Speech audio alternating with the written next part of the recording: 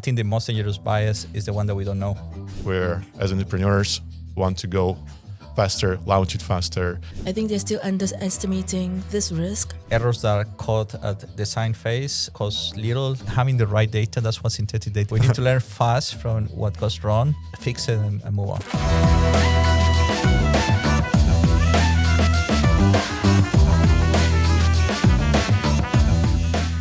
Hi, everybody.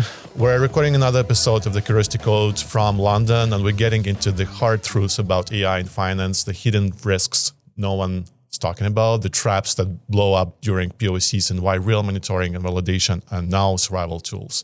Joining us are Dr. Edgar Lopez-Rojas, founder of Revisor, creator of the FinCrime Vaccines model for AI-driven financial crime prevention, and the global voice of ethical AI, Valerie, Chua, head of business development at Revisor, helping firms stay ahead of tough new standards like the EU AI Act.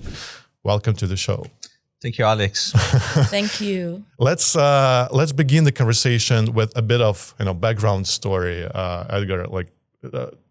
Short, how you came to the point where you driving Revisor. Yeah, I mean, the story is long. So let me try to summarize it by, I'm originally from Colombia. So I grew up in the Colombia public schools. There was a lot of fraud and money from the drugs. So I saw basically how dirty money changed the society. And I wanted to do something about it. So I did my research in the area of financial crime analytics in Sweden. And a few years after, the UK has very similar problems in terms of money laundering, financial crime, but in a much higher magnitude. So I came to work in a project with the FCA, and I just realized, this is something that people needed. So I founded my first company called FinCrime Dynamics on that. And 2 years ago, I exited that company, and I was thinking about what's next. And obviously, with ChatGPT coming in, all the penetration of AI in financial services, my first question was, can we trust this? And that's when the idea of Revisor came in. And lucky for us, we got support from Innovate UK. And that actually made things a lot easier. And that's why we're here talking to you. Awesome. Let's dive into FinCrime Dynamics research. And, you exposed systematic flaws in high AI flags financial crime. And from your point of view, what invisible biases in transaction data more dangerous at the moment, and why? Yeah, the area of financial crime is still, it's been several years that we're trying to do big efforts on that. There is a lot of money being spent on that, and we're still not getting it right. So my previous company started to use the power of synthetic data. And then I'm talking about synthetic data like computer generated that we can tailor at our needs. And if we move very quickly to the problem of bias, I think the most dangerous bias is the one that we don't know. All right. And this unconscious bias is something that is around us. It's something that people are not aware of. But sometimes when we realize, let's say we have a gender bias, if we have a bias for ethnicities or something, then we can practically start doing something about it. And that's why synthetic data plays a role, because it can highlight this say a hidden problem and then make us aware so we can take steps towards that. So why, in your opinion, current models on the market is still blind to that? As you said, bias that we don't know, it's very interesting problem to work with. So in your opinion, the root cause is the synthetic data, the quality of data, or there are other... Obviously, synthetic data doesn't solve any single problem that we're talking about bias, but it's good that you asked about why we still have this, why we still live with this.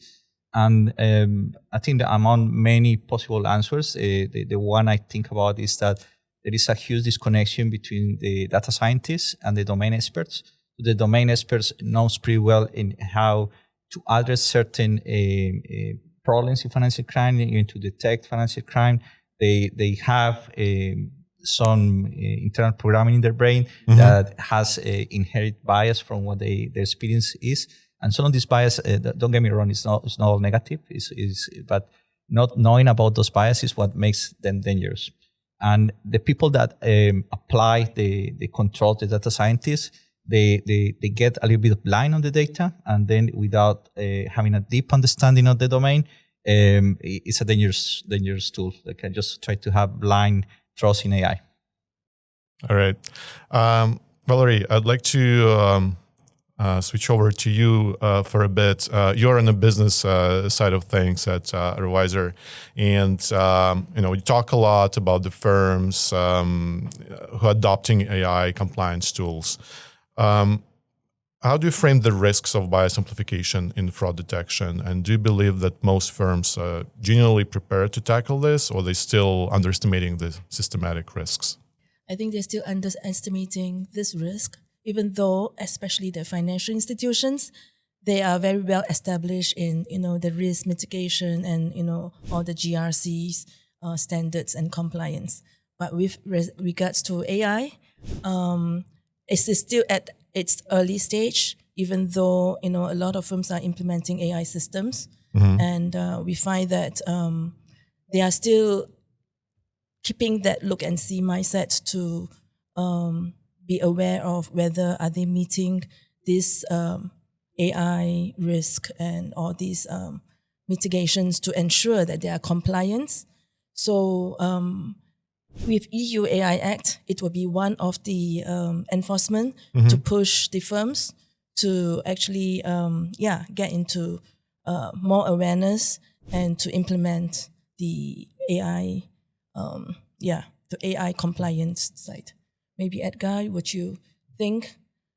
Yeah, I mean, totally agree with you. That's why you come up with Revisor. Totally agree with you. So we see that there is there is a need for that. And I had to say that we still we're doing big efforts towards getting a solution that works. But I would say the perfect solution has to come from a community. That's probably the bit I wanted to share there.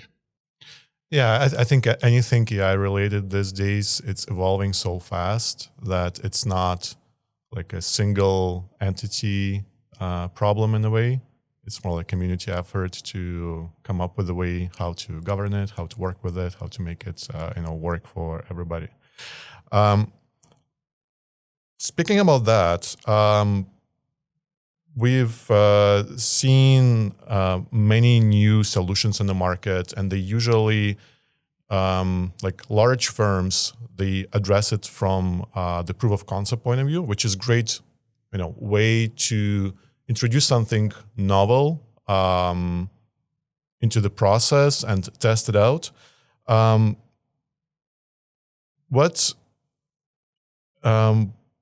ethical shortcut you've seen in those POCs that look harmless at the beginning, but could explode in a full-scale deployment? Yeah, that's a really good point, Alex.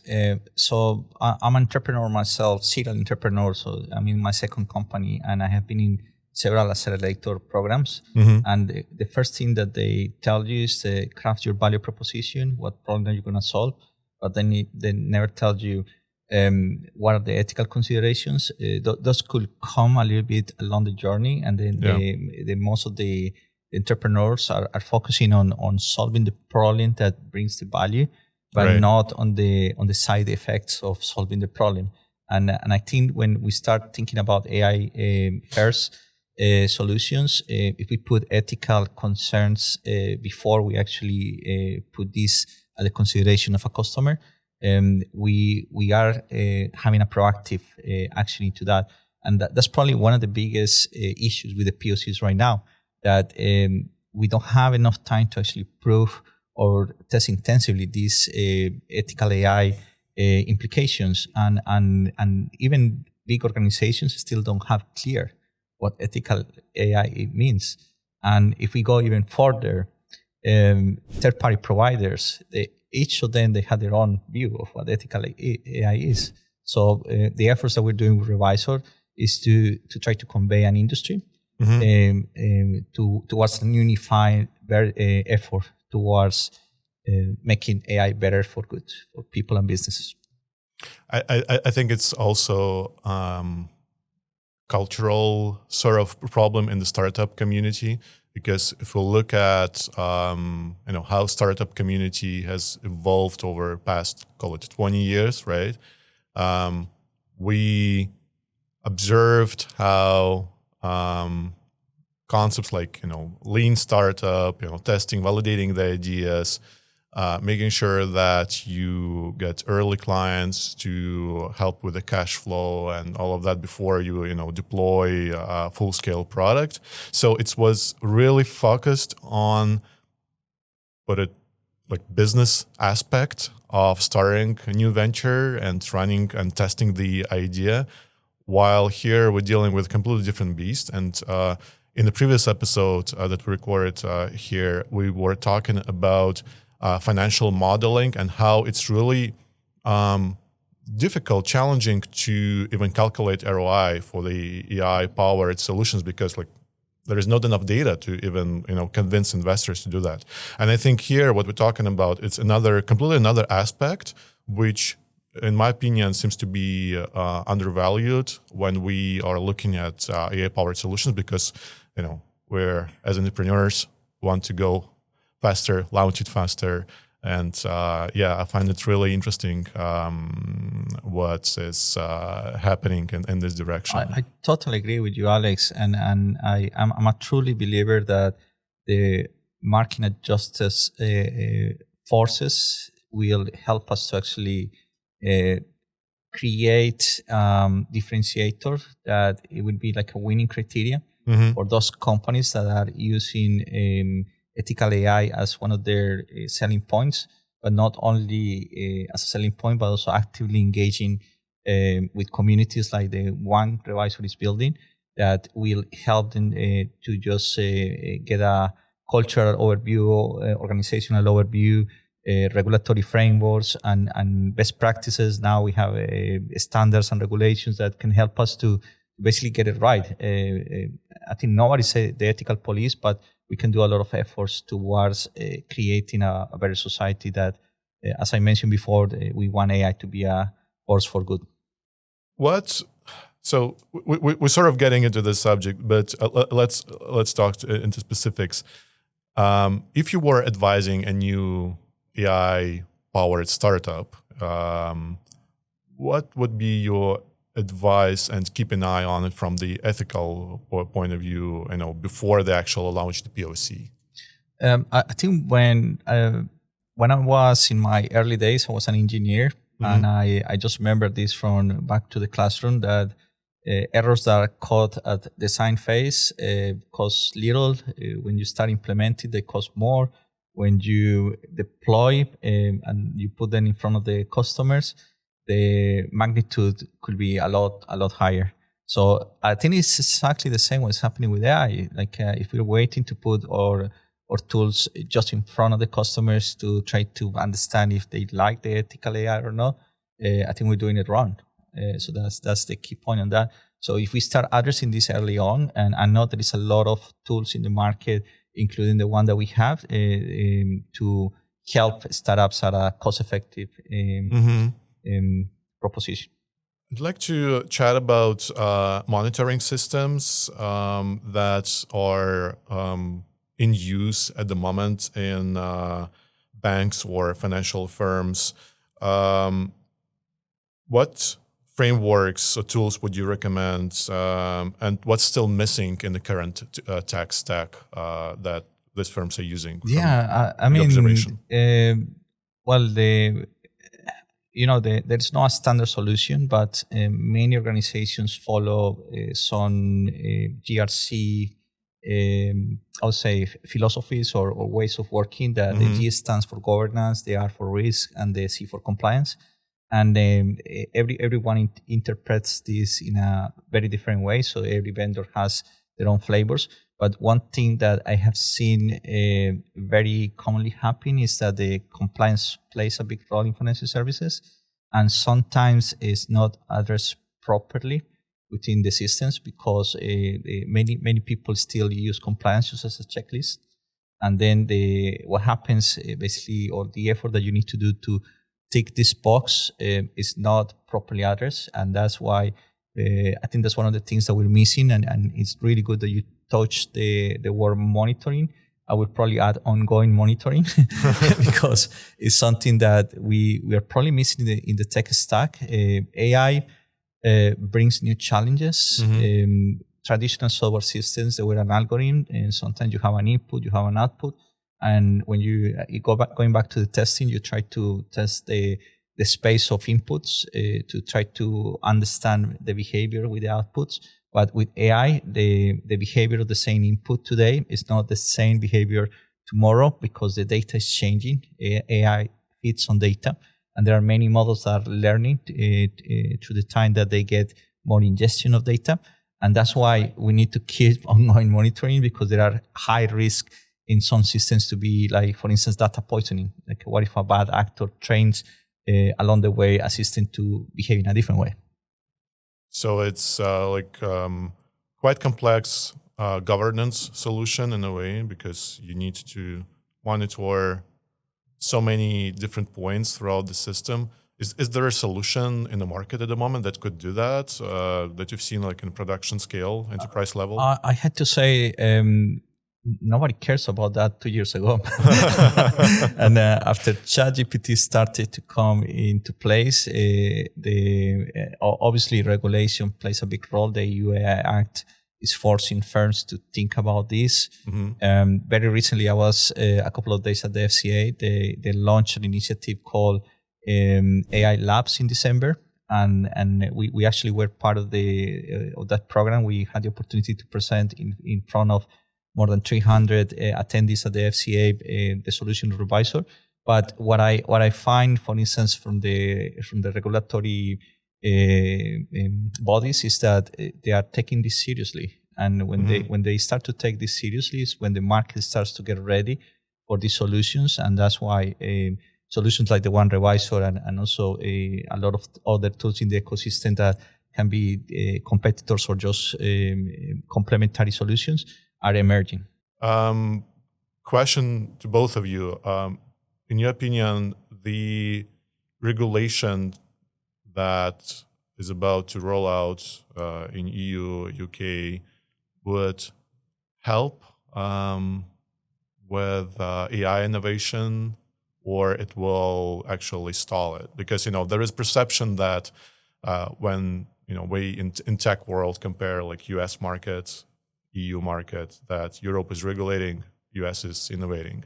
So interesting to hear your opinion about the regulations. Yeah, I have actually attended a lot of such events about AI regulations, and there are two sides of the view. That is, whether is it affecting the innovation, or over regulating will impact the tech economy to expand. So I see that that there should strike a balance. When the compliance is there, we have to follow. But when there is innovation, we need to strike in how innovation can work together with the compliance, as well as with the governance. With the governance is actually helping to ensure that we are not going the wrong way and going the right way, and with compliance and with the support from all the communities, I think we will be able to enter into that era where AI is going to be part of everything, and we are also able to ensure that we are in compliance. So EU AI Act is there and is already enforced in EU. So we have to follow on that.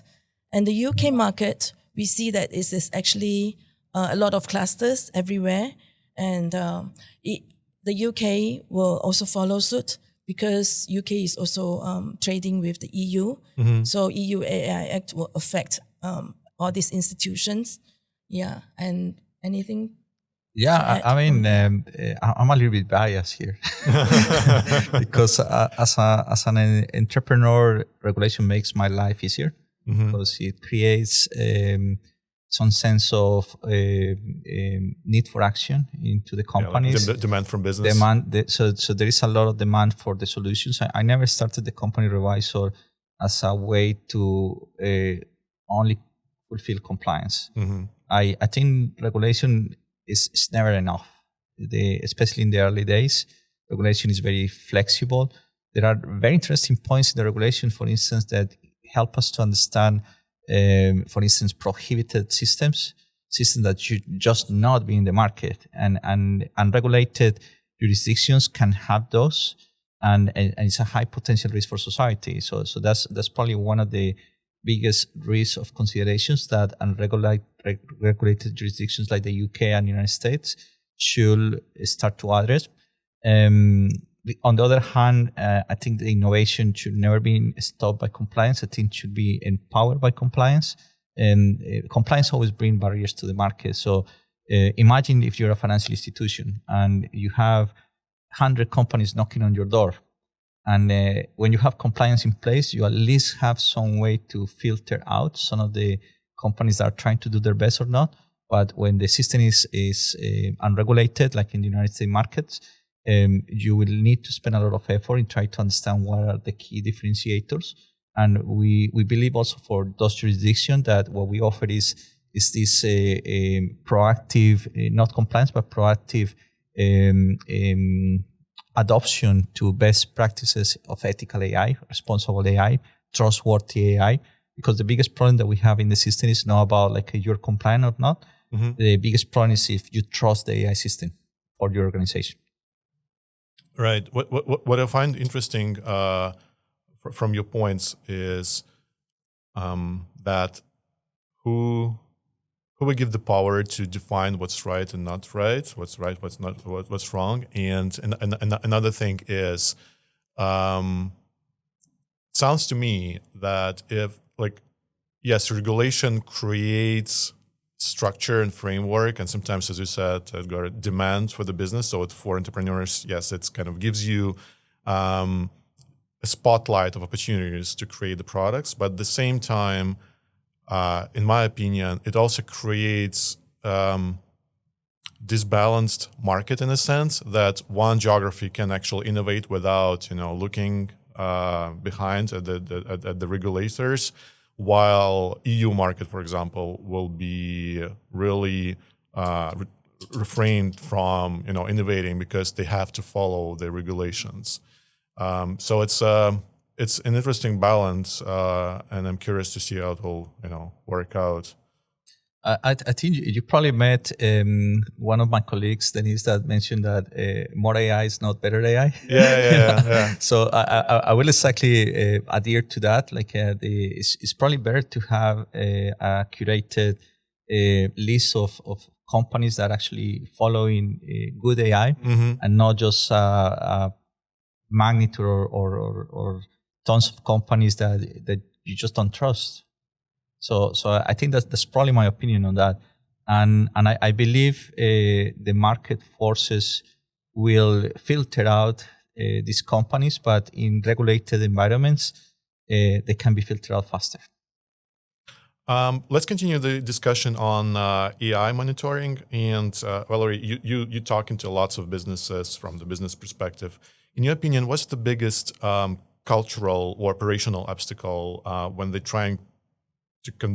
trying to convince financial firms to adopt real-time AI monitoring? Yeah, I just want to echo what Edgar has just shared about AI is not just fixed. It is actually an ongoing process. Oh yeah. So if a firm thought that AI is that's it and set it at the first phase of when they implement, and then as time goes, AI is actually need to be reiterated. And if they are not aware of that, that's actually a blocker. And so they need to be aware that, they need to constantly monitor AI, and it is an ongoing process. So I feel that this is one of the blocker. And in terms of cultural, I think it's also the mindset of the environment and of the ecosystem about their readiness to be able to ensure that they are aware that the AI has to be, in compliance. Yes. Do you have anything to add about AI monitoring? I mean, if you don't have it, you're at risk, basically. That's the only thing I would like to add on that. I think one of the reasons why we are focusing on financial services, because it's a highly regulated environment, and the appetite for risk there is very low, and they will probably avoid working with companies that are not compliant or companies that are not having everything in place than allow the opportunity for companies that are just emerging in the market without any, let's say, proper ethical framework behind. And also a lot of companies think that, we are small, so we are not affected. But actually, to me, big or small, if you are if you have to be regulated, it's just like accounting. It's just like GDPR, you know, whether you are big or you are small, you have to follow the regulations. Do you see like a high rate of adoption by financial institutions implementing AI monitoring systems, or not really? I had to say, when It's getting there. when I had been in many events at the FCA, and they have an auditorium that has a capacity for like 300 people, and I never seen that auditorium full until they started to cover the topic of AI. When they covered the topic of AI, 400 people registered. They had to open another room and stream what was happening. So I had to say there is a lot of interest in the industry to see what the regulation posture is around AI. They want to have some questions of how do we ensure that we're doing our best efforts, not only in terms of compliance, because as I mentioned before, compliance is just the minimum that you can do, but also thinking about reputational damage. Imagine that you're using AI to take fully automatic decisions and you don't understand how it works. That's a very high risk for institutions. So some survey from the Bank of England and the FCA from November 2024 shows that 47% of the companies have a partial understanding of what AI is doing. There is an 18% of the industry that says we don't understand very well what AI is doing. And what I'm more afraid is that the rest, which is like 30-something%, thinks that they completely understand AI. And that's probably, I think I go back to the question originally about like the most dangerous bias is the one that you don't know. And that's, if they think they're doing the best, I think that's probably some of these companies will suffer the repercussions later. Yeah, and I see that the awareness is rising. Adoption is still not there yet. So that is where we are at the process of, educating the community. I think it also correlates with how innovative firms are in general. Because in my opinion, financial services industry in general, it's quite conservative from the technical point of view, from the technology point of view. So it takes a while to start, getting into the technology trends. Yes, fintech, small startups, that's why the startups, but large like banks and large institutions, it will take them a while. And what I find interesting with AI in particular is that it's such a dynamic technology. So I'm in technical world. I work there every day, and I find it's really difficult for myself to catch up. What's going on? It's something new every day, and I'm still struggling with understanding how to implement AI monitoring system that will be at the same level dynamic as AI technology is evolving? Like, I find it quite challenging, like even from the technology point of view, from conceptual point of view. Like, how do you, if we as technologists cannot catch up, how can you design the system that will monitor it so that it could stay at the same rate? Let me try to answer that by telling you we would never do it. Because AI is growing at this speed. Yeah. Human capabilities are very little. Yeah. And what we're trying to do is to create tools to enhance the human capabilities to try to catch up, or at least try to address the most serious problems. Yeah. And that's what the regulation is trying to address, like, for instance, systemic risk. Like, systemic risk is when things are connected and then you change something that creates this chain effect that could be very big at the end. So we cannot catch up with the speed that AI is doing, but we're trying to do our best. And if you think about like the movie Terminator, the first movie they send a human to stop a Terminator, the poor guy died. And in the second movie, they were probably a little bit clever. They sent another Terminator, but this Terminator was not, I would say, the perfect, I would say, tool for the humans to do it. So John Connor had to instruct you should have these guardrails. Don't kill people. Don't do this. Follow these instructions. We need to do this. Basically, you need to train another AI to help to fight evil AI, if you call it that way. Right. Is this like fundamental concept behind the revisor? I would say I'm a big fan of the franchise, James Cameron, and it inspires me basically to stop the Skynet from happening. That's quite interesting. So from what I'm getting from this discussion is that we always have to accept there is a risk because technology evolves faster than we can control it. So from the risk management point of view, we always have to just accept the risk and take any precaution measures possible to minimize it, but it's always there. Yeah, I had to agree on that. But I think the beauty of this is that there is a lot of unknown risks that we haven't seen yet. Mm-hmm. So what I will add to that is that we need to learn from what is happening, learn fast and adapt. That's basically what we need to do. And try to think bad things will happen in the future with AI. And I hope it's not the Skynet effect, but we need to learn. Hopefully. We need to learn fast from what goes wrong, fix it, and move on. Edgar, I'd like to talk a bit about fraud systems. And when you look at traditional AI validation processes used by banks, what do you find most dangerously outdated?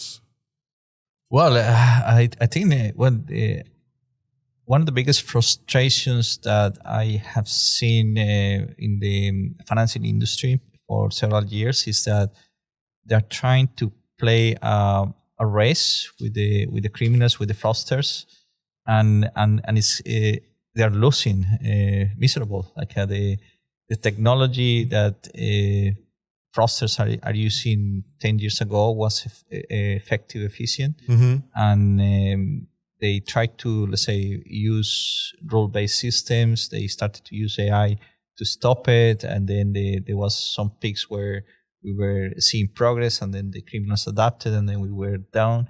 And now what we have seen with AI is that it's creating a full new vectors of attack for criminals to abuse the financial services, and unfortunately we're not ready.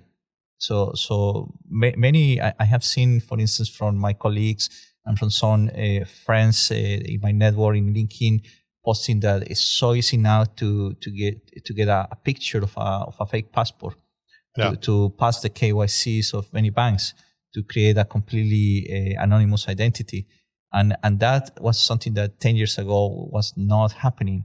So what I'm afraid is that we will have to catch up somehow and try to learn and adapt and see how we can mitigate these evil efforts on AI, if you call it that way.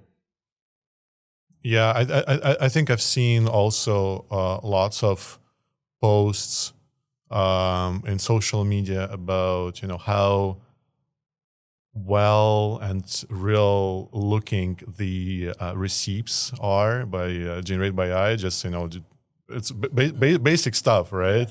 And if this is really easy to do, then I can't imagine how many things are really going on in the fraud environment at the moment. And as we talk, it's the systems that used to detect frauds based on machine learning technology probably cannot catch up with the pace of AI development. Yeah, exactly. And the technologies that we use to trust, like audio, video, that were actually legal evidence in court. Nowadays, we are adopting them. Like we don't trust them fully because there is a lot of fake information on that. Talk a lot about AI, right? And fundamentally, behind each AI solution, there is an AI model. In your opinion, and I would address the question to both of you, and let's chat a bit about that. What cracks are you seeing in how firms are deploying these models and validating their performance? We talked about ethical aspect. We talked about the risk aspect. Let's try to summarize it and see maybe we could come up in this conversation in some sort of guidance to the listeners that are implementing AI in their firms and launching their own models.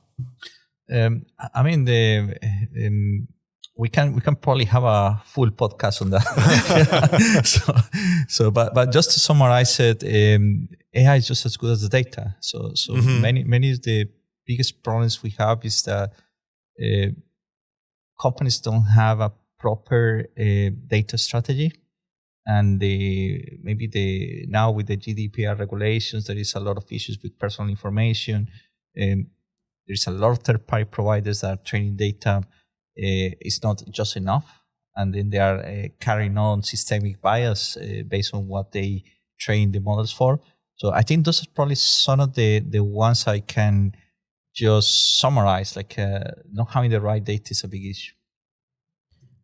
And also I see a lot of companies are actually having a specialist for AI adoption in the companies. And I think that also will help into focusing on ensuring that the whole company's AI systems and are being educated appropriately and implement appropriately. I totally agree with you, Edgar, about the data and the quality of data. Though I have a question. Do you think that there could be cases when there's too much data? What is enough? It's never enough. It's never enough. Never enough? Yeah, I mean, the dream is to have all the data in the world, basically, and to have access. But I think the challenge of finding the relevant data matters a lot. And I think we all have seen the hallucinations happens because the unstructured data creates ambiguity. So one document can tell you this is true, another document can tell you this is false, and then you just choose. It's a statistical system, basically, the generative AI, and it chooses whatever comes at that time with the pseudo random model. So I think when we have, I would say probably it's not about having too much data, but having the right kind of data. And there is actually some metrics to measure that. One of those is called the entropy. So for instance, if you only have a dictionary that only have once, the only thing that you can say is one. But you have so much variety, the entropy is a lot higher. And then you have a lot more information. Basically, the value in the information is very related with the entropy. So low entropy means that everything is the same. High entropy means is that you have a lot of variety. So those are the kind of things that we can start using to address the quality of the data that we have. And we can start seeing, for instance, if the entropy doesn't go up, it means that we have enough data, or at least we have enough data of the more data that we try to add. So we can always try to add more data and then try to see if it changes the entropy or not. and then we see if this variety changes, and then it helps us to actually understand that we are having better data, not just more data. Have you faced any challenges at Revisor with quality of data or amount of data? Not yet. I think we're still early stages, but we're learning day by day. And I think one of the biggest issues that the startup suffer is that we don't have enough data. so I wish that could be my problem. But I have heard a lot from financial institutions, especially when we are addressing the topic of synthetic data. They think they had too much data. And I just go back to this cartoon of the caveman trying to push some rock, and then there is someone coming with a wheel saying, use this, and then they say, no, I'm too busy to think about using a wheel. And I think the having the right data, that's why synthetic data has such a power, that it can help you to see what you currently have, but also enhance and augment what you don't have. I'd like to wrap it up with discussion about ethical AI in finance. And in your opinion, what you've been in the industry and in the community for a long time, so you've heard many conversations. What is the biggest myth in ethical AI that drives you crazy? I think I'm not sure if it's a myth that everybody in the community shares, but I have heard that many people think that AI is fair and unbiased because it's basically using the data that they see, and then they give you say unbiased opinion on the data. But I had to say the data was put there by someone, and that's what I think is a myth. Like AI doesn't choose the data; it's us who are choosing the sources of data, and that's what we're creating basically these biases in AI. Okay. Yeah, we live in a very biased society, and I see that this biasness will always be there. So that's why we need that. I mean, even AI is biased. So building that along to create that awareness is very important. So how do you solve this bias aspect of ethical AI if the data that it was initially trained skews it to be biased in a sense? I mean, I mentioned a couple of times today that it's not a one army job, one person job. Is probably more like a community effort, and we need to start bringing into the organization the discussion about what do we stand for, what are our values, what does our AI governance policies say about how should we work about AI. And I think once we start creating this, let's say, community effort, then we will learn from each other. There are a lot of organizations that are bringing just people like you and me to have a say on what ethical AI is. One of those is, for instance, for Humanity. I've been a fellow of that organization for a while, even before I founded Revisor. And I think that was one of my inspirations because the founder thought about my kids are growing quite fast, and then their world is surrounded by AI. But how do I make sure that AI is actually helping them to be better individuals in the society, and not just making them follow whoever is manipulating the data? Go back to that thing. So there should be some community efforts to create these criteria, and they should be always human in the loop that can address these issues. I think there is some, let's say, simple tasks like you need to have a killer switch for AI, and all these kind of things needs to be in place. Have you seen a big development in community that is working on this actively, or is just at the very beginning? So coming back, for instance, for Humanity, it started a couple of people that were just concerned about that. During the pandemic, it grows exponentially, like more than 10,000 members. I think nowadays it's like more than 50,000 people. There are actually established chapters in the EU, established chapters in India and other jurisdictions. And it was originated by someone in New York that just thought about like, I need to do something for my kids. And also, I think here in London, this London AI Hub is also building the community. So a lot of companies or even communities will be will be creating more events, more kind of courses for AI for people to be able to adapt that knowledge of AI. Yeah, I've seen many courses and training materials. I still think that ethical aspect is not covered enough, because what we started the conversation with, there is still like framework of startup / business. Like, hey, I have this technology. How do I make more profit with it?